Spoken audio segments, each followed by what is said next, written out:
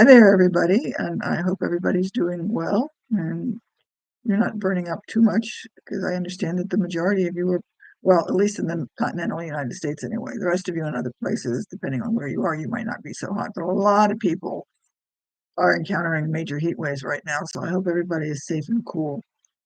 I want to talk today about something called interleaving. At least that's the official term. It may sound actually contradictory or go against some of your intuition, but this is a learning technique for just about anything, whether or not you want to learn something academic in school, whether you're trying to learn something new at work, whether you're learning to try to a new instrument or some such thing like that. Principle seems to work on a variety of different topics, and it's sort of a mix and match for different people. Different people could do it the same thing for the same topic and have different results, but it still seems to do fairly well for pretty much everybody. So with that caveat in mind, Um, let me first give you the research. That way you don't think I'm just making this up and, just doing this out of thin air and just because I happen to think that this is a good idea. Let me discuss a study that somebody did. What they did is they took a bunch of people and they divided up some paintings by different artists, most of whom nobody knew anything about. They were just nobody we would recognize. It's not like we're talking about Van Gogh or anybody else like that. And so they took six paintings of six different artists. And they divided this into two groups of subjects, or let's call them students here, just to simplify this. So there were two groups of students. One group got, in a sense, blocked items to study. In other words, they got six of the items by the same artist. So they got six paintings by artist A, they got six paintings by artist B, six paintings by artist C, etc. And they studied each of those paintings in a group. In other words, they got looked at artist A for a while, then they took a break, then they studied artist B, then they were taken away, they got a break, studied artist C, etc. So they looked at them in what was referred to as blocks, because all they did in each study block was just take a look at those paintings by that one particular artist. Okay? The other group had the paintings mixed. So in other words, they still got six groups, the same paintings, mind you, same artists, except in each group that they looked at, was a painting from each one of the artists. So in other words, they didn't have the same blocks. They had six different paintings from six different artists. Okay. So they studied those and again, same time, same paintings, everything was the same except the items that the individual students, if you will, were looking at. A couple of days later, they took a test.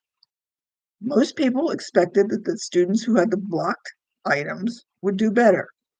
They didn't. Drastically didn't.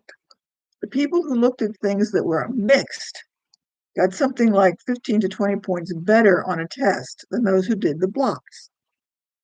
Another interesting part to this particular study is that the researchers even asked the students what they thought was going to happen, and all of them said that they thought that they did better with the blocks because that felt better to them. They were able to concentrate, they did things, but that's not what the test results showed.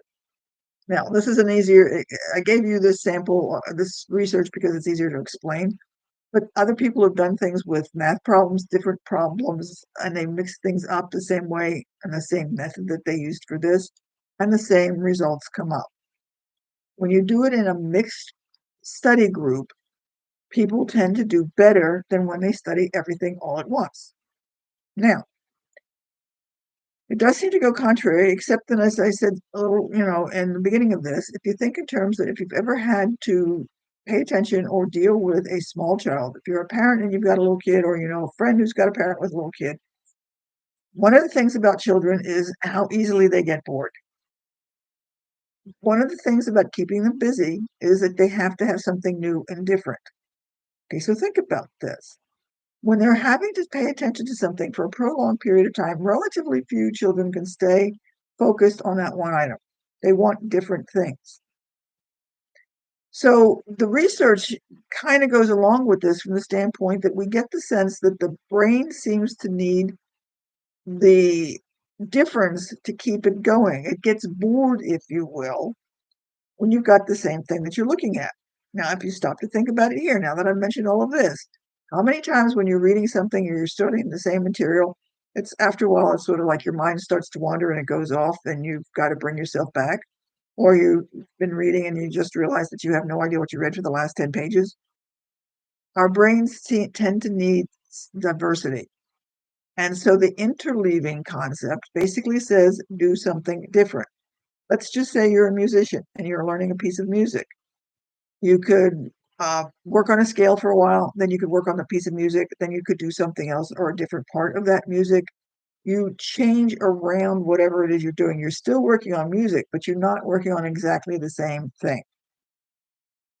In math problems, now this has happened for many of you, I suspect, that you studied something in math, then you took the test, and you swore up and down that the teacher gave you trick questions. Now let's think about this. Usually when you're studying math, or pretty much any other topic, but I think it makes much more sense for me to describe it here in math sense here. You're learning how to do a particular thing. Today you're going to learn how to divide. Tomorrow you're going to learn how to multiply. The next day you're going to learn how to subtract and add. You're studying intensely, so to speak, on one particular topic. But when you take the test, you're usually having a test over multiple things, right? Now, granted, you might have small tests. If you study multiplication, you might have different multiplication tests, but think in terms you're going to have a mixture between, say, 3 times 5, and then you're going to have 25 times 3, then you're going to have 25 times 75, and the test is going to be a mixture of problems. When we study, most people anyway, they study the same things. What causes problems on the test when we tell people that we think, our teachers, that we think that they gave trick questions, is because the tests are a mixture of those problems, and that's not the way most people study. The test is an interleaving aspect. Does that make sense? Can you see where I'm coming from now? So that if you're looking at trying to study something, you're learning a new technique at work, study part of it, learn it, or whatever. What you want to do is get your brain into thinking in terms of this is new. What's different? What's incongruous about this? How do these pieces fit? It's kind of like solving a 1,000-piece puzzle. Human adults anyway, okay, we can put together those little child puzzles that have got like 10 pieces. Many people will stay more attached and work longer at a 1,000-piece puzzle because it's new and different. They have to try and figure out where all the pieces are. So in the same sense that your brain works at learning new material because it's trying to figure out where all those little pieces fit. If you give it the same thing all the time, it's, in a sense, in my words, going to turn off. And I don't want to say necessarily go to sleep, but you get bored and you're not paying attention to it. And so it's not registering. So that when you're trying to learn something new, you want to make your brain work for it. So my recommendation here, and the recommendation from the research, is to do something, go back to math, study one particular kind of problem. Say we discuss some multiplication problems, then we go to some subtraction, then we go to division, and then maybe we go to addition, and we go back to subtraction, and mix and match it. You're still working math, but scramble, if you will, the problems, because that's going to be more like the test. Now, if you're going to say, well, I'm not taking a test, if you're going to go to a speech, if you're going to have to give a presentation, think in terms of having that presentation mixed up. Because let's say you're giving a presentation and then somehow something goes wrong with, I don't know, the video or something, and they want you to do something else while they fix it so you can go back later and start all over again. How many of you have ever had to do something that didn't go exactly the way it was supposed to? Most of us probably. Rarely does anybody go through the presentation exactly the way they studied it, right?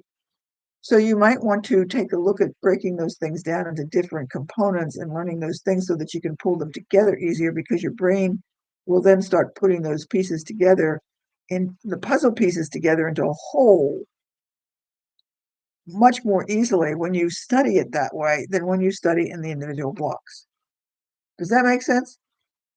Try it sometimes and see what happens. But I would be willing to bet that this has probably happened to you. If you think about how you've picked up things, the habits, the hobbies of whatever you've learned, you probably haven't gone in a straight line. You've gone from here to here to here to here to here to here because you picked things up as they presented them to you.